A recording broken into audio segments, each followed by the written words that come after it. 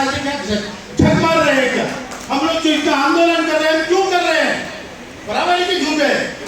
एक मिनिस्टर को ये मालूम नहीं है कि देश में क्या आंदोलन चल रहे हैं, कितने आंदोलन चल रहे हैं। बुल्ढाना में जो हमारे हेडक्वार्टर से पिछले 5 सालों से दिन रात पेंशन चल रहे हैं, क्रमिक पेंशन, बूढ़े लोग बैठ रहे हैं, और ये सरकार का मंत्री बोलता है कि हमें मालूम नहीं कि वहां पे आंदोलन है कि नहीं, हमें मालूम नहीं कि इनकी पेंशन का बढ़ाने का प्रस्ताव है कि नहीं।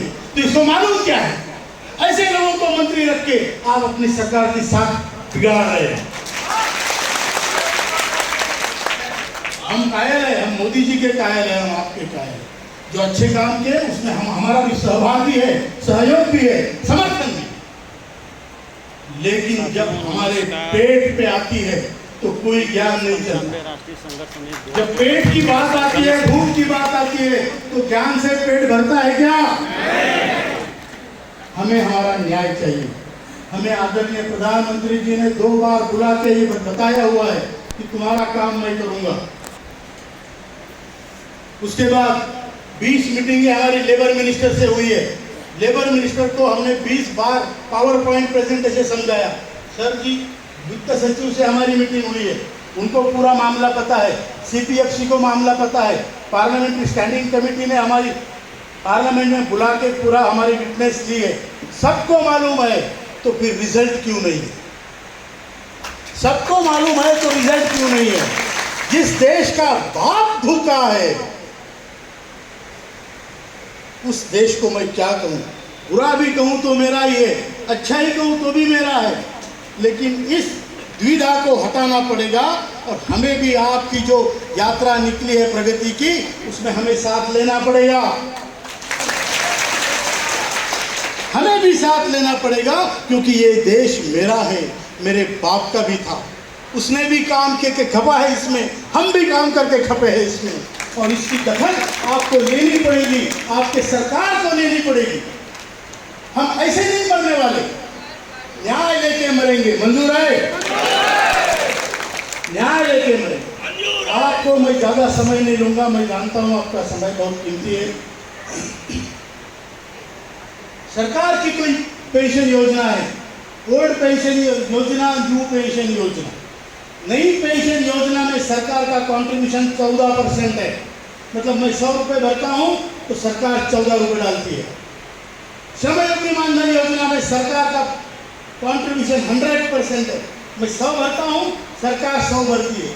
और हमारे पेंशन योजना में सरकार का कंट्रीब्यूशन 0 है। कितना?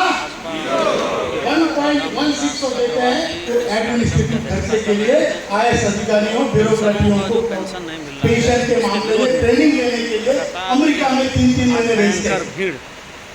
मेरे पैसे के कॉन्ट्रीब्यूशन में सरकार एक पैसा नहीं देती, और मेरे पैसे पे नाग बन के बैठी है, तो मैं क्या करूं? किसके पास जाऊं? किसके पास हम गुहार लगाएं? शौक नहीं है इतनी उम्र में रास्ते पे आकर हमें आंदोलन करने का। इसी प्रकार से लगातार अनशन चलने का उम्र है, जिसकी और इस उम्र में हमें आज आंदोलन करने पड़ रहे हैं, सड़क पे आना पड़ रहा है। लोगों से और वो भी ऐसे राज्य में खचाखच भरा हुआ है, जिसके हम दुहाई खड़े होकर के मैं दुनिया दे रही हूँ। तो हमारे साथ अन्याय है। अग्रवाल जी, अग्रवाल सर, सांसद जी, सांसद महोदय, आप हमारी गुहार को सुनिए और आप अपने सरकार तक पहुँचाइए। आप बीजेपी के महामंत्री भी है और आप एक सांसद भी है, आपने हमारा समस्या वहाँ पे बताई भी है।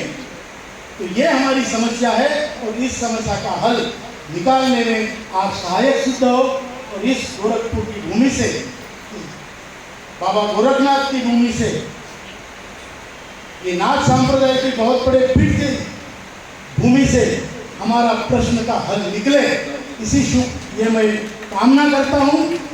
और आपको धन्यवाद देता हूँ कि आप यहाँ पे आए। हमारी भावनाओं में, हमारी आवाज़ों में जो आर्तता है उसको अन्यथा न लीजिए, ये हमारा दुख है, और ये दुख हमें बताना पड़ेगा, किसी को भी बताना पड़ेगा।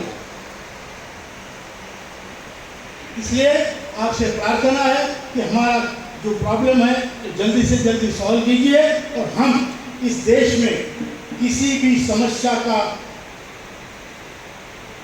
प्रॉब्लम का हिस्सा नहीं बनना चाहते।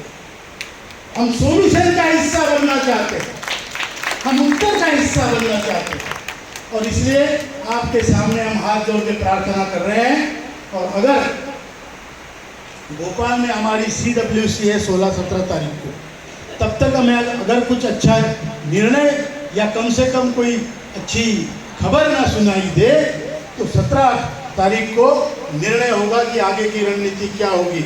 अब उसमें हम बूढ़े लोग हैं, आपका सरकार का कुछ नहीं बिगाड़ सकते, लेकिन एक बात मैं बताना चाहता हूँ यहाँ से जाने से पहले कि वृद्धों का शाप बहुत भयंकर होता है। पेंशन योजना को लेकर वृद्धों का शाप भयंकर लड़ाई होता के है, लिए वृद्धों का वरदान भी भयंकर अच्छा। यहाँ पे लगातार गोकुल जो आप ये मैं आप पे छोड़ता हूँ, दैनिक जागरण प्रेस गोरखपुर के बगल में यहाँ पे आह्वान किया जा रहा है कि हम लोग अपना हक के लिए पुरानी पेंशन योजना के अंतर्गत आच्छादित किया जाए। लड़ेंगे और यूपी के विधानसभा में जो भी मंत्री ने बाज़ाब्त बयान दिया उसके विरोध में क्योंकि हम जानते हैं सड़ते सड़ते मरने से अच्छा, जीने से अच्छा है लड़ते लड़ते मरना। हम लड़ेंगे, जीतेंगे, यही कहना चाहता हूं। धन्यवाद। इसके बाद हमारे राष्ट्रीय अध्यक्ष जी मुख्य अतिथि महोदय को ज्ञापन सौंपेंगे।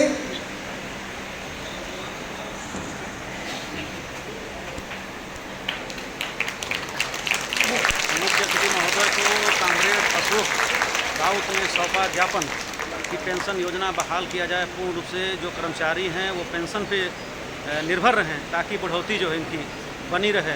और आपका कहना है कि सड़ते सड़ते मरने से अच्छा है लड़ते लड़ते मरा। सर के सामने कहनी जरूरी होता है, आप सबके सामने, सर के सामने।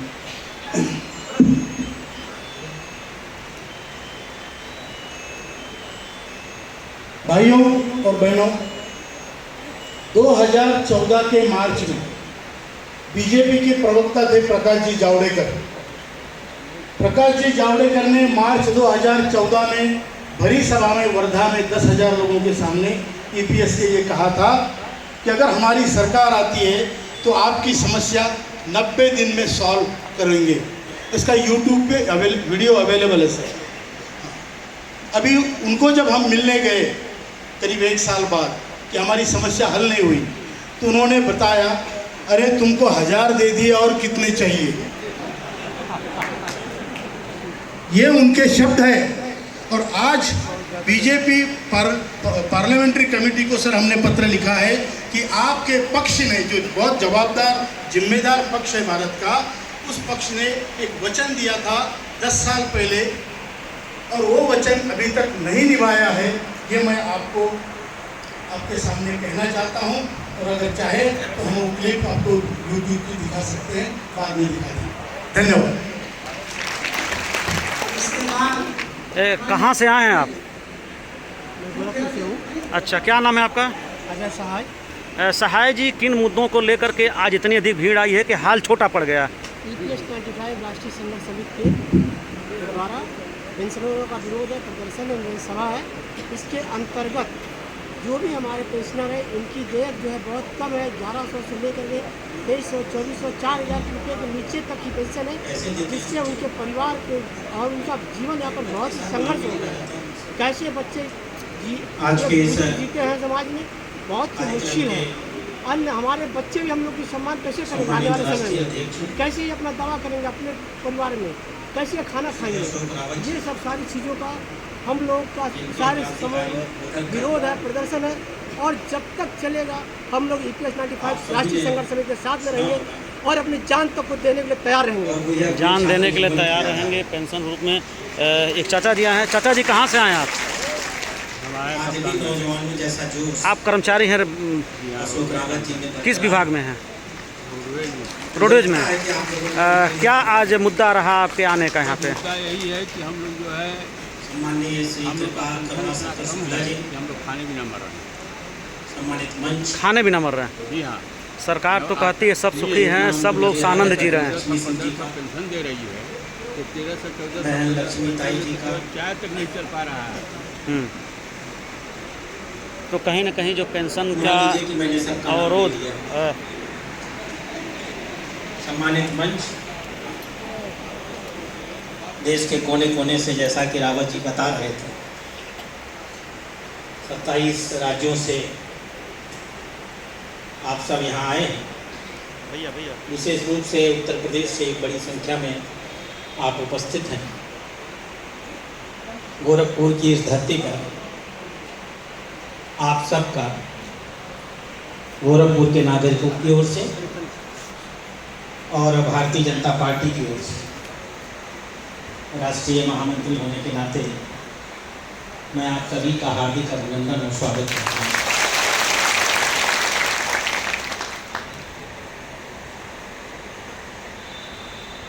मित्रों, आप हमारे हैं और हम आपके हैं। हमारे और आपके बीच में कोई द्वैत हो ही नहीं सकता।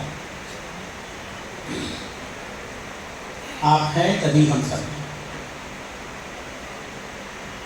और जब तक आप हैं तभी तक हम हैं। लोकतंत्र की यही परिभाषा है। जब मैं आप कहता हूं तो उसमें देश के 140 करोड़ लोग आते हैं।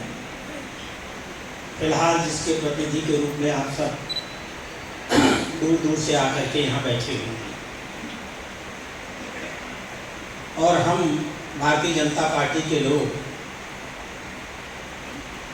अपने नेतृत्व माननीय नरेंद्र मोदी जी के नेतृत्व में इतने संवेदनशील हैं कि हमारे मन में हमेशा इस बात का एहसास रहेगा कि देश की नीतियों को बनाते समय प्राथमिकता किधर रहनी चाहिए। आपने अगर माननीय प्रधानमंत्री की नीतियों को देखा होगा तो आपको इसका एहसास होगा।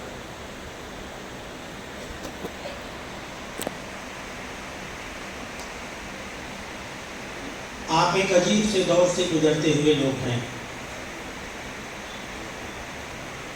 1986 में मुझे नौकरी मिली थी।